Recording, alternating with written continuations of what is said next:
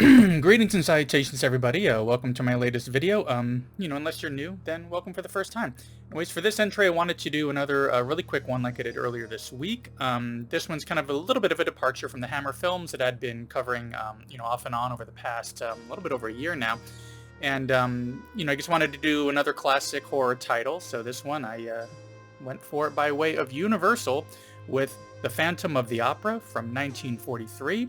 Now, I was a bit confused when I queued this one up. I had it as part of this Universal Classic Monsters Blu-ray set I got a few years back. And considering that all the other titles in it were black and white, I just thought that this one would be too, and that it was the original one with Lon Chaney. But I was wrong. It's the one with Claude from 1943, which is fine because that means, not only does it have sound, which is nice, but it's also in color. So it's color and it's one of those newfangled talkies that they were talking about back then. So before we dive in, for those unfamiliar, what is this film even about? What is this story even about? Well, the synopsis is as follows. An acid-scarred composer rises from the Paris sewers to boost his favorite opera understudy's career. So I knew a little bit about that, mainly from the Robert Englund version that I saw when I was younger, in the late 80s, and through various, parodies and other interpretations here and there. So the movie Curse of the Opera. They made a movie about the Phantom of the Opera. So, They'll make a movie about anything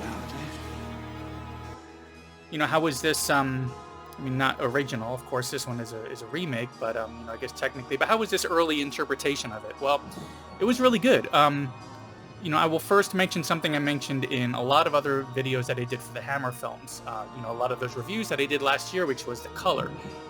The way that they colored film back then, or the way that they shot things on color, was very distinct. It really stood out as very vibrant and everything.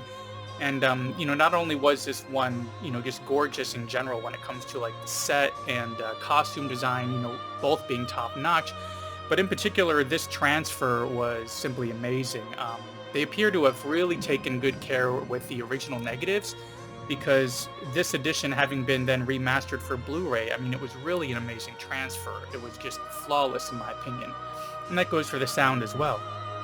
So in this edition, of course, we get a lot of spectacle. We get a lot of focus on the opera side of things. And it kind of builds out, pretty quickly over the first 30 minutes as they set up what's happening at the opera, what's happening with this understudy and this violinist who, had been kind of secretly paying for her lessons, helping to kind of cultivate her career out of either, admiration or love. But, he's let go, he's down on his luck, and he's running out of money because they've been paying for those lessons. So he's trying to sell some of his compositions, and, he hears one of them being performed and, basically freaks out that his work is being stolen, and gets in a fight and kills someone, and in the process has acid thrown on him, which then scars him and sends him kind of running and hiding into the sewers of Paris. His obsession kind of builds to continue kind of like cultivating her career in a way, but in this way it's basically hurting others in the production to make sure that as an understudy she's able to go on. And it's just going to get more and more dangerous for everybody involved. They're kind of on the lookout for this guy. They've kind of figured out that somebody is doing something who's infatuated with her. But scene after scene, I really think it was that production design, the color, and the spectacle of the music that stood out the most. We get a lot of opera in this, a lot of that thrown in with that spectacle as we see these huge, like, musical stage numbers that are really quite grand. And, but it really didn't feel like horror or even a thriller as much as I thought it would be going into it. It definitely had more of a dramatic feel and a romance feel than anything related to thriller or horror, even though it was in the Universal Monster set. I guess the idea really is that because of the scars, that's what makes him the monster in this story. And the story itself isn't necessarily horror. It's, closer to a love story in a way. But it definitely moves along at a really nice pace. It goes along very quickly and makes me want to check out a lot of other interpretations. I'd seen... I have dim memories of that Robert Englund version of, and I think back in the day I didn't really take to it. I was younger and I was just thinking Freddy Krueger the whole time and wanted something more along the lines of horror and a little bit more, not really action-packed, but just more horror, like I said. And I also had seen that Phantom of Paradise. I think I watched that during like a movie night when we were watching some Brian De Palma films, but it was more of a party and there was drinking, and in a similar ways to this past Valentine's Day, where there was a showing of The Phantom of the Mall on the last drive-in with Joe Bob Briggs and Darcy. on Shudder, but you know, it was a late night filled with tweeting with all the mutant fam and everything, so I wasn't really paying as close attention as I should.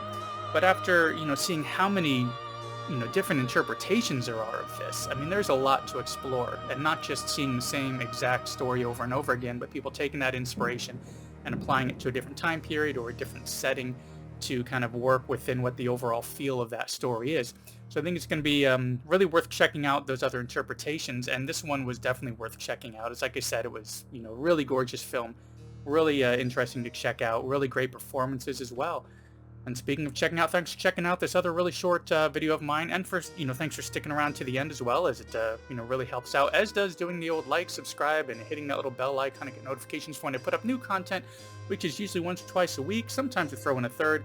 And this way you can also, if you subscribe and hit that bell, get notifications for when I put up some videos around the 2-year mark. I'm going to be hitting the 2-year mark of putting up these reviews in early May, so I'm hoping to get some extra content out during that week. I've done about 150 reviews, roughly. About 150 videos, maybe 160 movies in total. I don't know, it's been crazy. Time is really flying by. Anyways, thanks for stopping by, and I will see you in the next one.